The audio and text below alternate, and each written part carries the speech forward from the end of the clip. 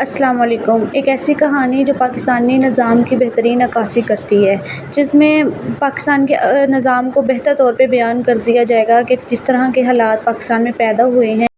ایک بادشاہ کا گزر اپنی سلطنت کے کسی علاقے سے ہوا تو اس نے دیکھا کہ لوگ سیدھے نہر سے پانی لے کر پی رہے ہیں، تو اس نے حکم جاری کیا کہ یہاں گھڑا رکھ دیا جائے تاکہ عوام الناس کی سہولت ہو سکے اور وہ آسانی سے پانی پی سکے۔ بادشاہ یہ حکم جاری کرتے ہی اپنے اگلے سفر کی طرف روانہ ہونے لگا۔ جب شاہی حکم پر گھڑا ایک نہر کے کنارے رکھا جانے لگا تو ایک اہلکار نے مشورہ دیا کہ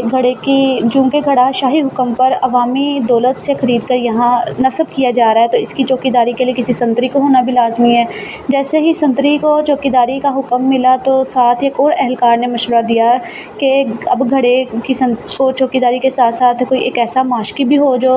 گھڑا بھر کے رکھ سکے، تو اس کے لیے کسی ماشکی کو بھی ضرورت کے تحت یہاں رکھا جانے لگا۔ تو جب ماشکی کو رکھ لیا گیا تو پھر یہ بات سامنے آئی، یہ قباحت سامنے آئی کہ اب ایک ہی ماشکی 7 دن تو نہیں بھر سکتا یہاں، اور نہ ہی ایک سنتری یہاں رہ سکتا ہے،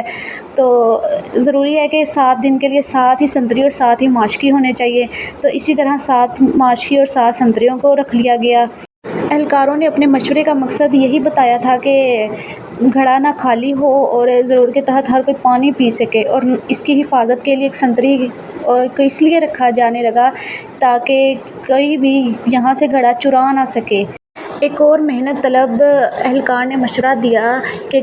نہر سے گھڑا بھر کے لانا ایک محنت طلب کام ہے، یہ تو نہ ماشکی کا بنتا ہے اور نہ ہی سنتری کا، تو اس کے لیے الگ سے 7 بار بردار ہونے چاہیے جو روز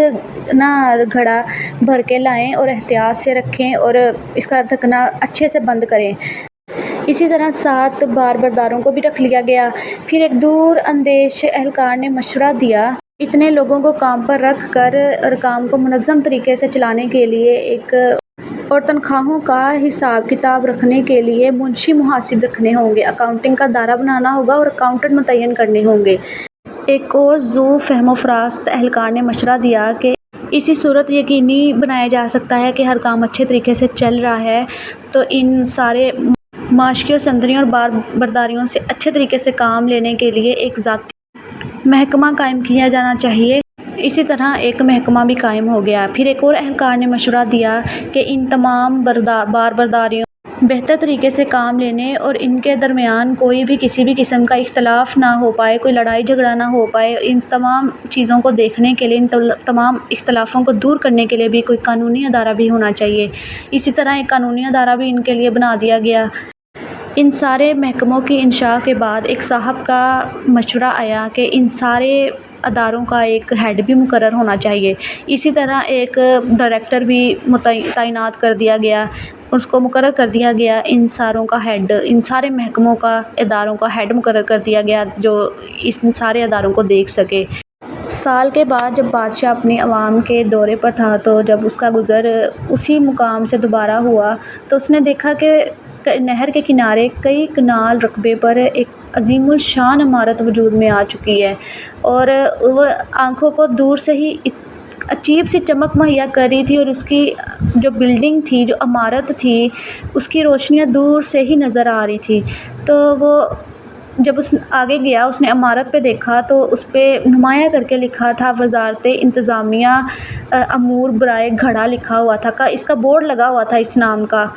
بادشاہ اپنے مصاحبین کے ساتھ اس عمارت میں داخل ہوا تو اس نے اندر ایک علیحدہ ہی جہان پایا۔ اس نے دیکھا اس عمارت میں کئی کمرے، کئی میٹنگ روم اور دفاتر قائم تھے۔ وہ ایک دفتر میں داخل ہوا جہاں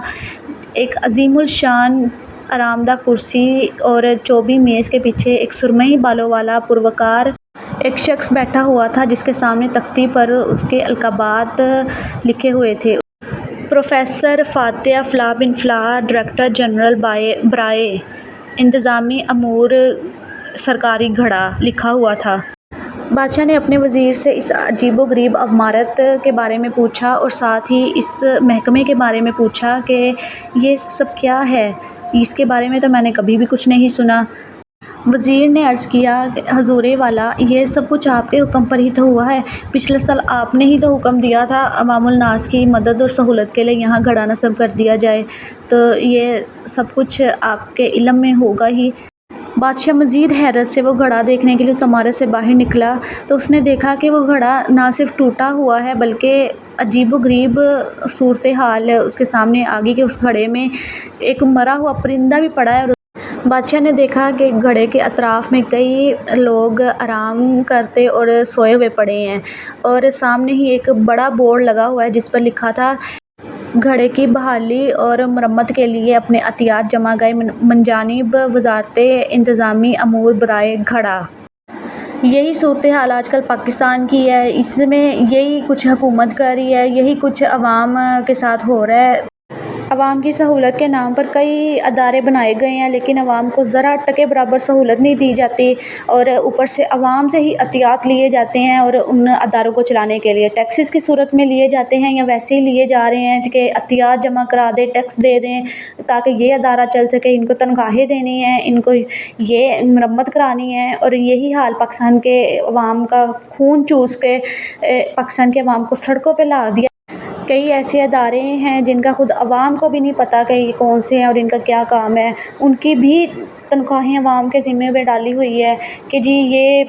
کیا چیز ہے، یہ کوئی سسٹم کا نظام ہے بھی یا نہیں۔ کئی حکومت کا بھی لوگوں کو بھی نہیں پتہ ہوتا جو ان کے نام پہ آگے بیٹھے لوگ چلا رہے ہیں۔ یہ کئی ایسے ناسور بھی ہیں دنیا میں اور پاکستان میں کہ جس کو جہاں پہ داؤ لگ رہا ہے وہ عوام کو چوسی جا رہے ہیں، وہ عوام سے پیسہ نکلوائی جا رہے ہیں، عوام بے بس ہوئی پڑی ہے۔ عوام کا اپنا قصور یہ ہے کہ اپنے لیڈروں کے پیچھے لگے ہوئے ہیں، آپس میں یکجا نہیں ہوتے، یکجا آواز بھی نہیں اٹھاتے کہ اپنے حقوق کے لیے ایک ہو کے آواز اٹھائیں، اپنے لیڈروں کے لیے مر کھپ جائیں گے، اپنے لیڈروں پہ آواز نہیں آنے دیں گے، کسی کی کوئی بات نہیں آنے دیں گے، لیکن خود بچھ جائیں گے ان حکومت کے ناسوروں کے آگے۔ یہ اپنی عوام کا ہی قصور ہے کہ جو اپنی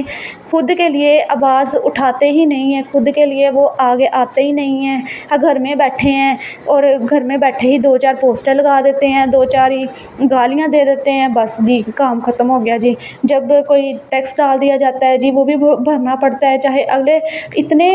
بلوں میں ٹیکس ڈال دیے، اتنے زیادہ ٹیکسز ہیں کہ سمجھ ہی نہیں آتی کہ کون سا ٹیکس ہم دے کیوں رہے ہیں۔ پچھلے 2 مہینے کے ٹیکس بھی اگلے 2 مہینوں کے بلوں میں آ رہے ہیں، لیکن عوام ہے بھئی ان کے لیڈرز کو نہ کچھ کہہ دیا جائے، ان کے لیڈرز کو کیوں کچھ کہا جائے، لیڈرز پہ نہ بات آئے، باقی جو ٹیکس ہیں جس طرح کوئی چوس رہا ہے جی بھئی چوسی جائے ہمارا خون، ہم نے تو دینے ہی دینے ہیں، ہم دے سکتے ہیں کیونکہ ہم پاکستان کے پاس بہت پیسہ ہے۔ کسی نے کہا تھا کہ پاکستانی عوام بہت امیر ہے، اور واقعی پاکستانی عوام اتنی امیر ہے کہ حکومت چاہے باہر سے مانگتی پھرے لیکن عوام اتنی امیر ہے کہ کہیں نہ کہیں سے جگاڑ لگا ہی لیتی ہے، اور کہیں نہ کہیں سے لا کے وہ اپنے بل بھی پے کر لیتی ہے، وہ اپنا گھر بھی چلا لی ہے، وہ ہر طرح کی سہولت بھی لے رہی ہے۔ باہر سے امپورٹ گاڑیاں آ رہی ہیں، باہر سے کیا کچھ نہیں آ رہا پاکستان میں کہ یہ کس طرح آ رہے ہیں، عوام امیر ہے تو آ رہے ہیں نا۔ صحیح کہتے ہیں کہ عوام نے جب اپنا ہی ہر کوئی اپنے آپ کا اپنے گھر کا اور اپنے لیڈر کا ہی سوچتا ہے کہ بھئی ہمارا لیڈر بس یہ ہو جائیں گے، ہم مر جائیں گے، ہم اس پہ کوئی بات نہیں، حرف نہیں آنے دیں گے اس کی ذات پہ، لیکن پاکستان کا کس نے سوچنا ہے،